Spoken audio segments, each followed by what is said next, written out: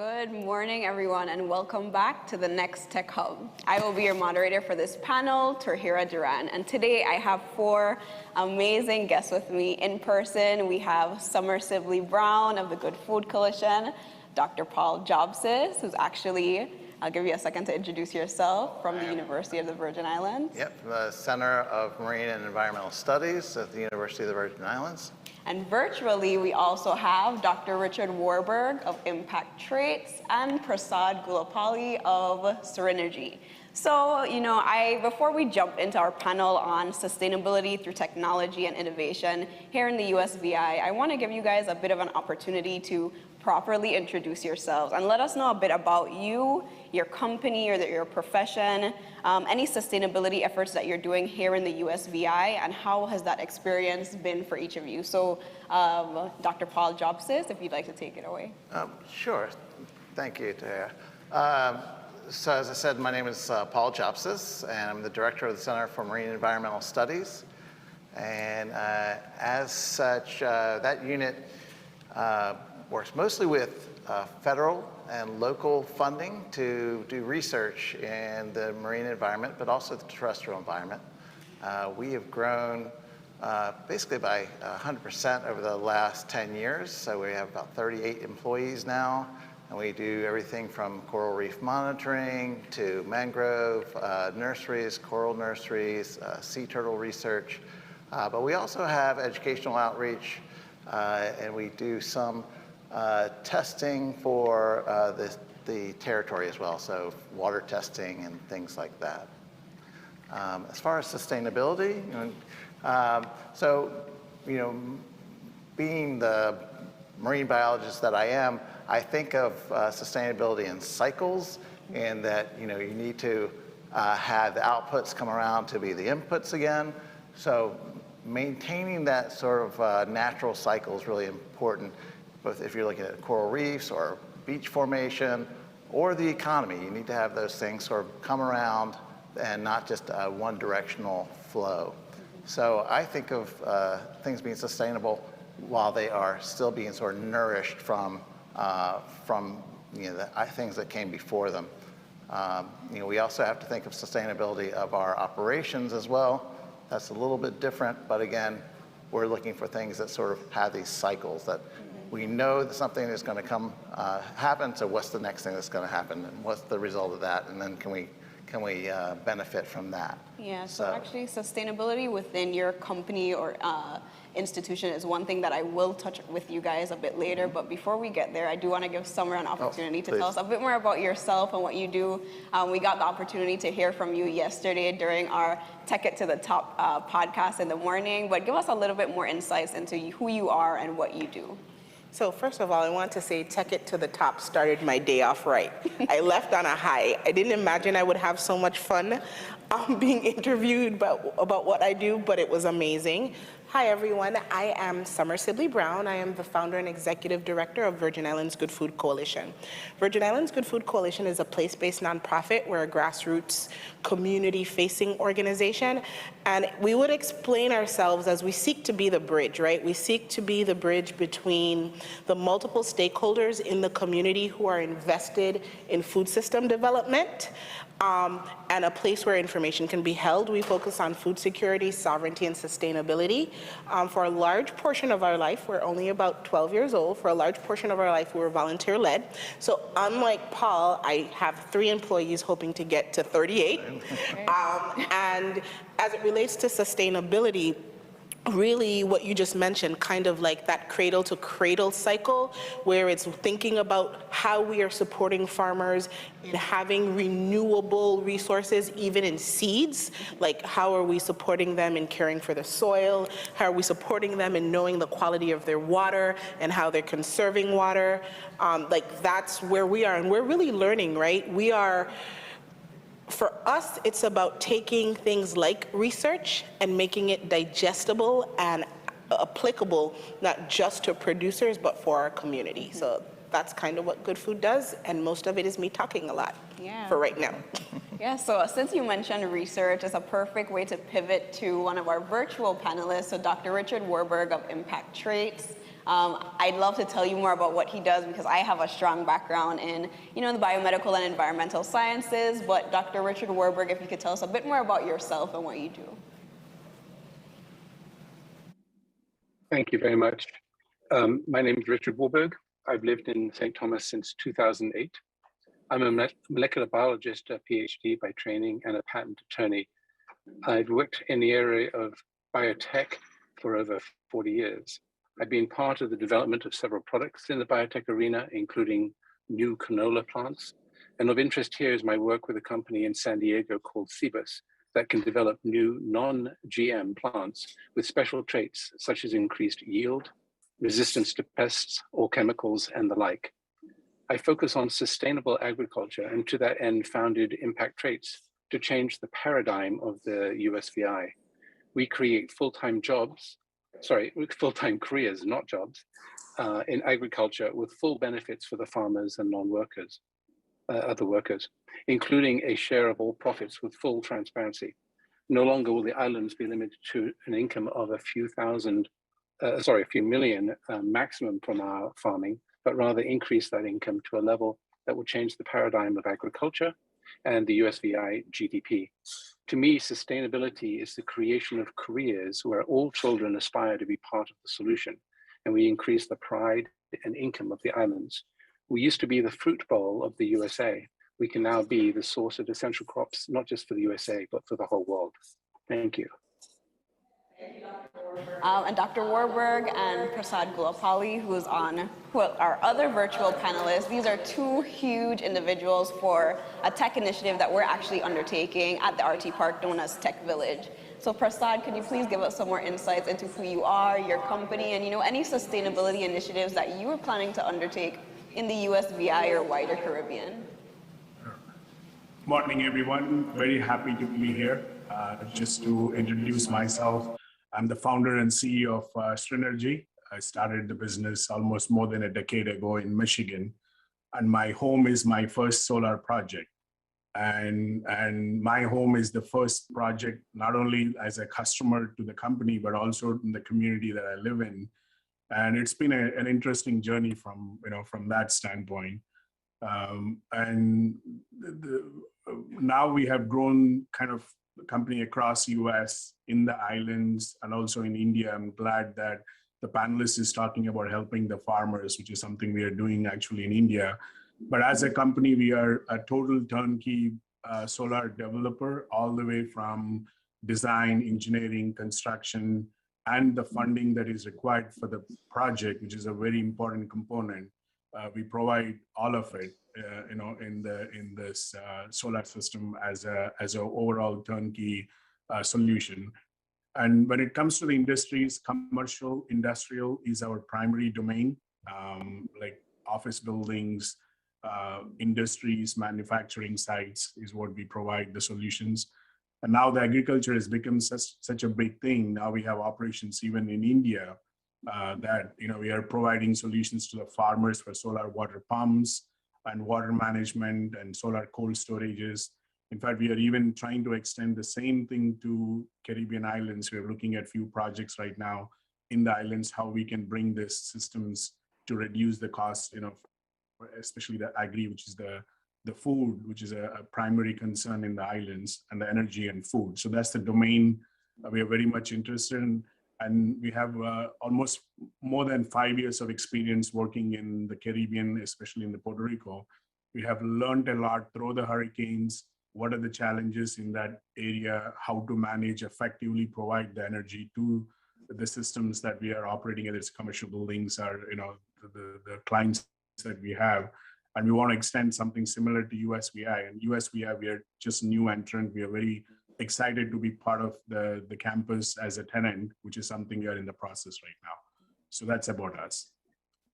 Thank you, everybody. And one thing that you mentioned, Prasad, is, you mentioned the crime rate, and Summer, you also mentioned, as well as Dr. Warburg mentioned, our issues with food sustainability here in the VI.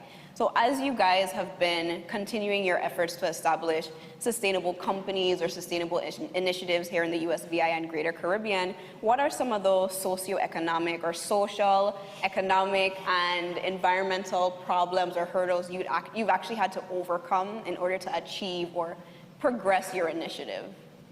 So I'll actually start with Summer. So for me, I think, first of all, the social determinants of any community feed the conditions of any intervention or initiative necessary to move it forward. It applies wholly to sustainability and tech. What I learned, the greatest challenge is, even in order to have someone listen to the possible future that I would want to present or engage in a conversation, you have to be able to meet their current need, right? And so as we talk about the social determinants, really being capable of what can I do for this farmer today, what can I do for this restaurateur today, as a lead in to building trust and interest in the possible future, right? So it's the same with sustainability. Sounds like a great conversation, but if people can't eat, or if they're worried about the viability of their small business, which is a farm, that exchange doesn't seem even, because sustainability is a global emergency and many people cannot see what that immediate impact is in their day unless we're post-disaster. I see. So I actually want to jump back to you, Prasad. So you mentioned doing some efforts in Puerto Rico. Could you talk about a bit of those real world challenges you had to face while developing that initiative? Yeah, sorry, I'm not able to hear you. Can you repeat the question again? Sorry. I don't know whether Richard, you can hear. Yeah, you mentioned your initiatives in Puerto Rico. Can you guys, are we still good? Yeah, so you mentioned your initiatives in Puerto Rico, and I was just wondering, what are some of those real world or, the actual hurdles you had to overcome while establishing that initiative? Yeah. Being in this domain for more than a decade, right? I mean, the way we have seen is, no matter how much we are in the renewable energy, clean energy, we want to kind of save the planet and environment and all that. The biggest challenge being in this company, that no matter which market we are in, is it has to make an economic sense for somebody, like whether it's somebody who's being in an agriculture or commercial or industrial, right? So that's the first hurdle, that it has to make an economic sense for them, right? Return on investment, yes, it makes sense because this is a new technology, new environment, and it's definitely, that is the major hurdle for anybody to adopt this, right? That is being where the challenge for us is. That's where we bring in the funding also. That is something very important to make an economic sense, right? All the other attributes like the socio-economic, environmental aspects definitely are kind of aspects which are tied to this, but they becomes more of a secondary thing, right? Especially in the markets like islands where they're very struggling from a financial perspective. And for someone like us as a company to bring the funds to the project, it's quite a challenging, right? So we that's what we have done in Puerto Rico is a prime example, which is something we're doing even in India. Just because it's a new technology, the adoption and accepting this as a way to go is quite challenging, right? And that is where we are bringing this funding mechanisms by working with the partners who have that social impact investments, and we kind of tying up that framework to deploy this. But I think that's something similar we have to do in the islands too, with all these hurricanes, economic issues, plus the current climate conditions, economic conditions.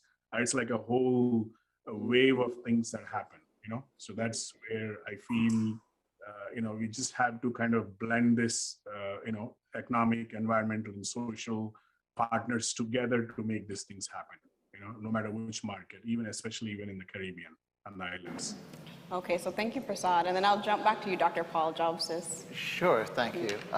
So we definitely face some challenges. I've been working at the university for well over 15 years, and being a school within the Virgin Islands, we have the challenge in the marine sciences when I first came here is most of our students were not from the Virgin Islands.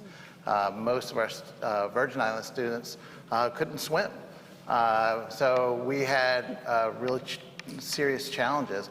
We have built over that sort of pipeline to get students and interest into the community, which the interest was there. It's just whether it was a possibility. So what we have done to overcome those challenges is we really reached down very early into the education of students in the territory, 10-year-olds, 12-year-olds, and start them on camps. We used to have camps at the Virgin Islands Environmental Resource Station on St. John. We have camps on St. Thomas and St. Croix that bring the students and show them what's possible in science and marine science. And then hopefully they'll come to UVI, but they could go to a school somewhere else and if they have those ideas. And then when they're there, we show them the path to master's programs and PhD programs. So UVI has a master's program. Many of the government agencies here in the territory, and actually several in Florida and on the East Coast, are the workforces from our program. Okay. So especially if it has to do with coral or coral reef work. So we do that. And then we also have written grants to get bridge programs to the PhD. So we have a bridge program to the PhD with Penn State University. So this summer alone, I think we're sending 4 students. They're getting paid $9,000 for the summer to basically just go and be a PhD graduate student for a summer and see if that's what they want to do. So we're trying to move the needle, and I won't take much longer, but geosciences, which marine science is one of, is vastly underrepresented by people of color. So it is one of the least diverse science fields. And so we see that UVI and our work, we can actually move the needle because at this point there's 1-2 people of color graduating with PhDs in geosciences a year. And we plan to move that needle. We could triple it, quadruple it. Yeah. You know, No, and 10 times. I So, truly believe it because I, while attending the University of the Virgin Islands, I was actually a part of the Emerging Caribbean Scientists Program. And I wanted to ask, why is this important? If we're able to build companies or, industries and we're able to generate income, we can bring other people from the States or globally, like why do we have to focus on, getting people from the Virgin Islands or getting people from our local community involved? Well, I think it's, it's home for our people in the Virgin Islands. We want, we want to work and have careers where we grew up so we can keep our families, which are important. And that is possible, and we have to show that that's a path. I mean, I believe that when I retire, I very well may be replaced by a local Virgin Islander who has gone through the PhD program, done their science work, and doing that. So that was not happening 30 years ago when I graduated, but it is happening now. And I think, one of the things that we've been successful with in our work is finding excellent local talent through the university and then hiring them, and then they do the outreach, they do the community engagement, and that brings more awareness within the territory of this. So, having somebody from Michigan, nothing against Michigan, but coming down and trying to explain to some Crucian 12-year-olds why they should be interested in marine science is not going to click as well as you have, Representation matters. Kemet Amon Lewis or Howard Forbes, somebody born here who can come out and say, look, this is what you can do with this. So. Yeah, and then, so I'll actually jump over to Dr. Warburg. So I know, with your endeavors and working with this tech village that is to come, you've probably kind of anticipated a bit of the challenges that you expect. And I know one of those challenges might lie in our equity component or, getting the community involved in these initiatives. So I just wanted to know, what are some things that you maybe thought of or prepared for when it comes to involving the community with impact traits or any sustainable agricultural initiatives that you anticipate to do in the USVI? Thank you, Tamara. I think the greatest hurdles for us have been in creating a plan to obtain the trust of the people, especially the farmers. Just as Summer was saying, that we're not just going to be another startup that fails. but one that is truly here to change the paradigm and give a future to the islands independent of tourism. The environment right now is just business as usual, where farmers grow crops without knowledge whether they're going to be bought, nor how much they can make from those crops. From surveys we have seen in the last few months, we know that the average annual income of a farmer is not sustainable at about 10 grand. And the average age is now about 65, up from 55 10 years ago. In other words, we have few new farmers entering the field, and those are in the field, no pun intended, sorry, are not earning a sustainable wage. So we intend to change that by helping young farmers learn new ways of agriculture, where we create new crops, where the fruit of those crops is guaranteed to be bought in a new factory we will create. And at the same time, we'll create a worldwide market for those crops and license them at an average of about $25 an acre, so that you can imagine for each million acres of license, we're bringing in $25 million. And as you can calculate, the licensing of just 100 million acres around the world will produce an income of 2.5 billion. That's a significant number in light of our GDP in the islands of just 4 billion. The first crop is going to be cassava, and is produced in a sterile manner to allow production of root at a multiple yield from that obtained otherwise. So our factory will initially be provided those roots from just 200 acres of land, and we'll be able to scale up to a maximum of land available for production, while at the same time not detracting from the new crop creation. So it really is a matter of earning the trust by showing that we can do this to the farmers, and that farmers will truly be part of it, and that we will bring those farmers along from an early age to not only share in the ability to have a living wage, a true living wage, but also a share of those profits. Thank you, Tamara. I know you briefly mentioned your cassava, but I wanted to ask you guys, we have a lot of researchers and scientists on the panel, so what is the importance and advantage of implementing research and development or even technology into sustainable development? So we could go ahead and start with Summer, maybe technology or research and development, and why that's important to your company and its sustainable development. So these three extremely intelligent gentlemen, right? They add wind in the sail of good food. Mm-hmm. I am not a researcher, right? But relationships with researchers are helpful. And so the research is the sustainability, right? Mm-hmm. Looking at the best practices, the best strains, mm-hmm. the best ways for us to, one, have economic viability and have it for the long term in a way that is environmentally balanced, right? It is really the mastery of that science piece that the everyday citizen is not paying attention to. Like, research does that.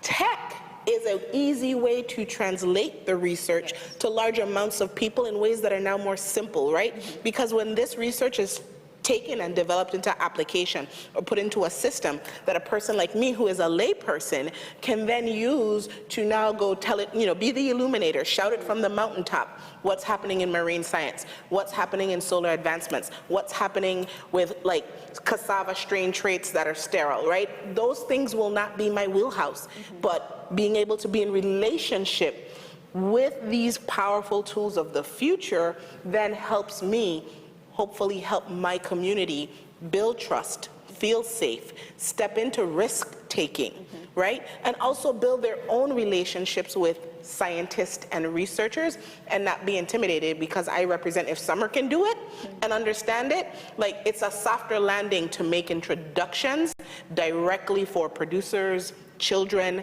educators, with what sometimes seems really intimidating when you say R&D, right? But I've learned that if you're willing to listen, there's so much simple wisdom that is passed through research and through tech. It's just the relationship piece. So that's. Yeah, and I know that's something we also talked about during our, Tech It to the Top podcast. We mentioned how, technology is actually something that might help to diversify and elevate, or not, I shouldn't say elevate, but expand the age range of farmers and, even other individuals who are interested in sustainable agriculture here in the VI. So I know Dr. Paul Jobsis, you're very familiar with the research and science, so why is this important for sustainable development? Well, R&D is critical for not just businesses and research, but also for the entire nation. To keep learning and finding out how things work, how to innovate on past discoveries. You know, they say we all are standing on the shoulders of giants, because what we're doing today has been built on all that stuff, all the R&D in the past. So it's fundamental that we keep doing this. And some of it can be very complicated. Some of it can be very simple. So, for example, many of the mangroves were decimated in the past hurricanes in 2017. Mangroves are critical for fish habitat, especially baby fish, which grow into the food we eat. So we are still at the step where we're learning how to do a mangrove nursery, how to grow mangroves. And you would think that's something that should have been done 100 years ago. But no, we're still learning how to do it and what the best methods are. And so that type of research will allow people, so there will be another storm, but hopefully people can then benefit and say, oh, well, look, this research that was done, we know we can do these steps and it will come back much faster than the other. And I would really like Summer also to talk a little bit about the tech that she's using to get people to look at the farmer's market, an online farmer's market. Is that what you were? Can we spend a little more time? Do you want to give them and then we'll come back? We can come back. Okay. Well, actually, I'll jump to Prasad. Prasad, if you could tell us a bit more of, why is research and development important for solar energy, but particularly solar development in the Caribbean or the USVI? Yeah, so when it comes to the R&D, right? I mean, especially with solar, we are looking at a lot of options because of the land limitation, like a bidirectional solar panels, where we can even do farming right below that, and also even solar carports where we can even park the cars and have electric vehicle charging stations. So we're kind of looking at a lot of options in the land constrained locations like the islands. And also we are seriously considering being the part of the IT, the park tenant. So we want to bring all these elements, to the USVI. And from there, we want to see how we can deploy, these things so that we can optimize the limited land and with the multi-dimensional, growing food below it, or using the real estate below it, and also have a clean energy generation, right? So I think that is what we strongly feel in the islands that is very much required, and we are really, seriously considering making some investments towards that, in collaborating with some universities in the Caribbean island to see how we can bring these elements, to the islands, right? In addition, we are also into the charging network, which is another important component. We are noticing a huge trend in a country like India, and we see the cost of the fuel is going up, and it will happen here. It's happening right now as we speak, which will also have a huge impact in the islands. We're even looking at that side of the equation in terms of the renewable energy space, right? So we're kind of trying to integrate these elements, reduce the cost, and improve the adoption of this into multiple sectors and multiple industries. And the cost curve, when I started the business, to put up a solar system, let's say it costed $100,000 to do it. Now the same system today in US, we are doing it for almost half the price, right, after 10 years.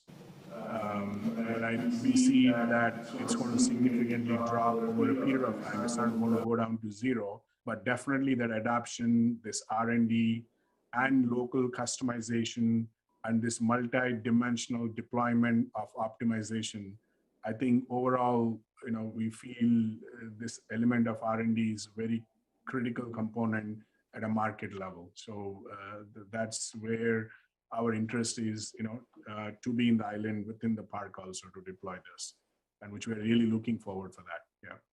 Thank you for that. And before I jump over to Dr. Warburg, I think, a lot of the time when we think of research and development, we sometimes think of the most complex forms of research and development. But, one thing I remember is, we had a conversation about even the shapes of our houses in the USVI, the way our roofs are built, even something like that, it's very difficult to attach solar panels to homes here in the USVI because of the shapes of our roofs. And, although this is a cultural thing, it now brings in the opportunity for research and development to design or think of a new way that, we don't have to tell people, no, change the way you build your roof. No, we'll just design a product that'll be better fit for, your community and your culture and what you guys need. And for Dr. Warburg, something that I really want to touch on, we've mentioned food sustainability a lot. And, research and development has been a huge part of agriculture and making sure that our food supply is sustainable and ensuring that we have these products for years to come. And I'm not sure if everyone knows, but there was a time where there was a very severe disease going around in banana crops, and I'm not sure if we lost all the original crops or how many we lost, but how is research and development or R&D important in ensuring food sustainability and ensuring that we're not destroying our agricultural crops by using excess, whether it's antibiotics or herbicides and pesticides? So it's absolutely essential and critical for our enterprise. To that end, we're going to be hiring an educator as our CEO to ensure that education about what we are doing is primary. That education starts at all levels, including even the kindergarten, but goes throughout school and into our university. We're going to be funding professors to teach about agriculture, and those same professors and their colleagues will research the technologies that's needed to create those new crops, the new traits in those crops so that they are resistant to the viruses, the fungi, the bacteria, and to propagate the paradigm of new crops on a hopefully an annual basis. We'll work closely with the UVI to maintain its high educational level and bring the skill levels to the USVI that is world-class and sought after by future colleagues. Only with such education and the critical research can we continue to develop the new crops with the new traits that will be bought by the rest of the world. We're going to be creating things that have never been created before in a way that will allow us to adapt to each environment, so each country within the Caribbean and then each country within the world. And by sharing the profits of our endeavors with all of those in the company, we'll create a sustainable environment for the future children and for the scientists. Another thing that I do want to mention is, I think there's a lot of hesitation when it comes to any type of genetic modification or, we always hear the term GMO. But Dr. Warburg, can you tell us a bit more about your cassava? And I know something that you stress is that this is a non-GMO crop or a non-GMO product. And can you just tell us in as layman terms as possible, like what do you mean that this is a non-GMO crop, but it's still modified in some way? Yeah, that's a very good question. It is actually ruled by both the US department and the European departments as non-GM.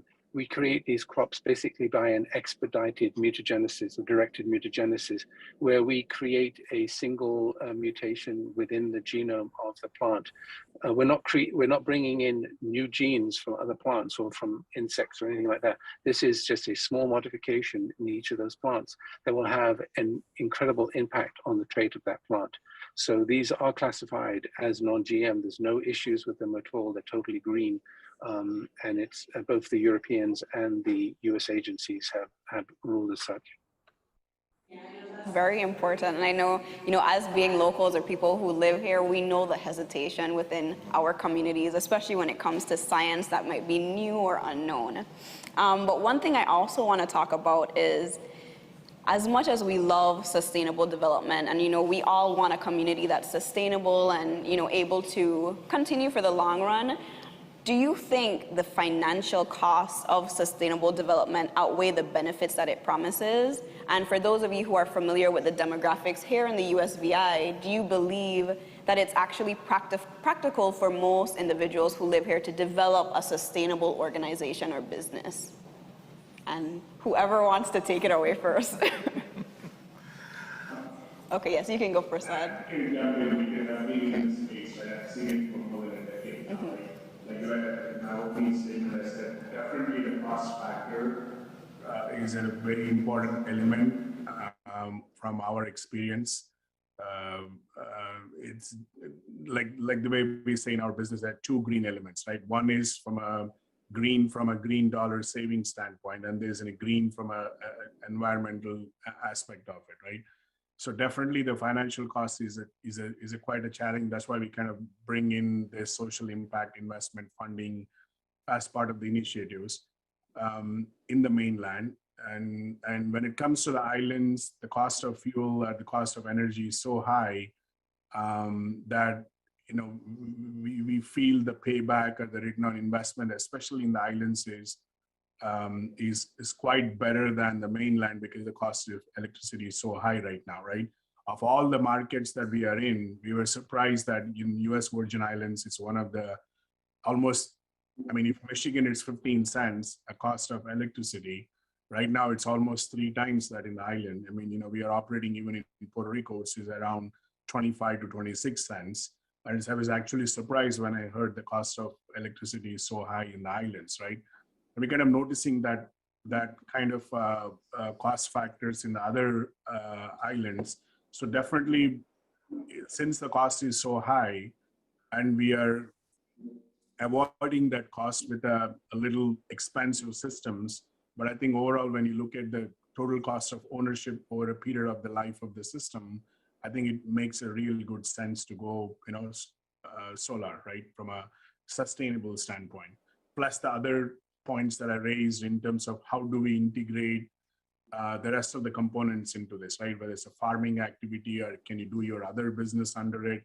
Or sometimes you have a big box, retail, wholesale, whatever, you have a dead space of a roof, which is not doing anything. So we kind of leverage all those things to create this, clean energy to, reduce your operating expenses. So I mean, that's our approach in terms of being successful, in different markets, the way how we approached it. I would love to jump in to follow that. Yes, absolutely. I believe that the initial cost in trying to make something sustainable is well worth it. And I can give a solar example, a personal example. About 10 years ago, I decided to put some solar panels on my house, thinking, oh, it will pay off in 15, 20 years. It paid off in less than 6. Wow. So now I basically have free energy. The hurricanes, I took the solar panels down, put them back up. Right after the hurricane, everybody else had no power. Wow. I could turn the lights on, run the refrigerator. It was wonderful. So that's an investment for sure that sort of makes it sustainable. But there are so many other ways of being sustainable in agriculture, making your own compost instead of buying compost, creating your own fertilizer from natural processes rather than relying on something that, and it might cost you more initially, but once you get that process going, then the payoff, it might be 2 years, it might be 5 years, it might be 10 years, but then it becomes almost free. Yeah. And then you've invested that cost, and then you get to reap the benefits. So. Yeah. And Summer? So it takes me back to the first thing we talked about, like when we think about social determinants, right? So when you ask if the cost outweigh the benefits of solar, I think, or just sustainability, right? Let's talk solar sustainability, all of the things, right?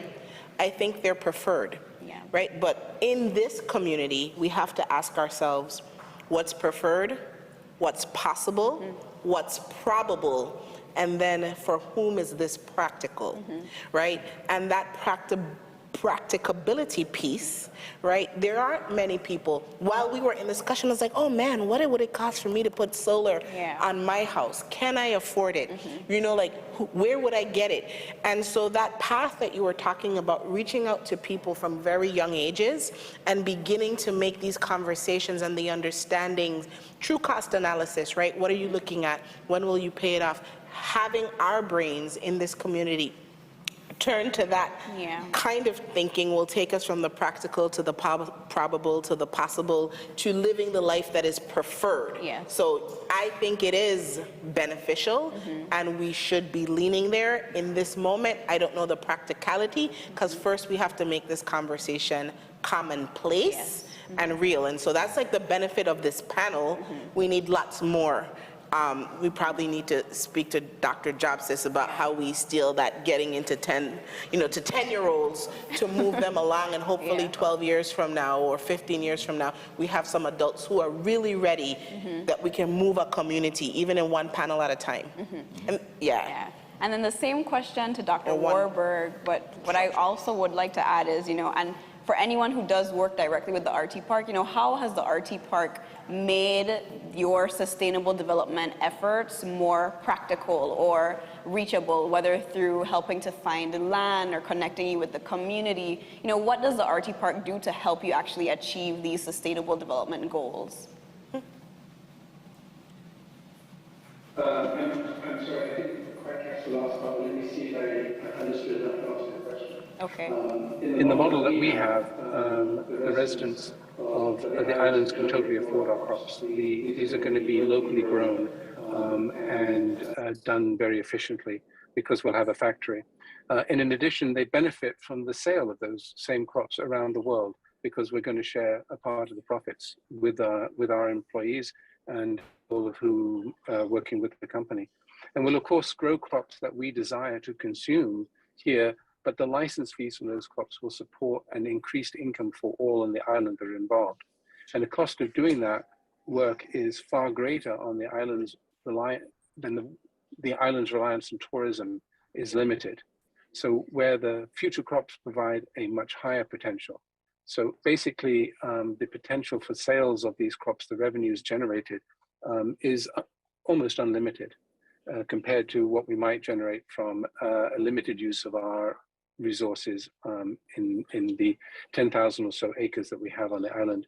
And the sustainable model that we're espousing here is total affordable by encouraging hard work by all in the company. And we can never sit on our laurels. We can't just say, all right, we created one crop here, and now we can sit back and wait and collect the royalties for that for the next 25 years. But rather, we need to create a new crop each year so that we have another 25 years or so running on the protection of that crop throughout the world. So we push ourselves each day to create something that's new and that is desired by the world.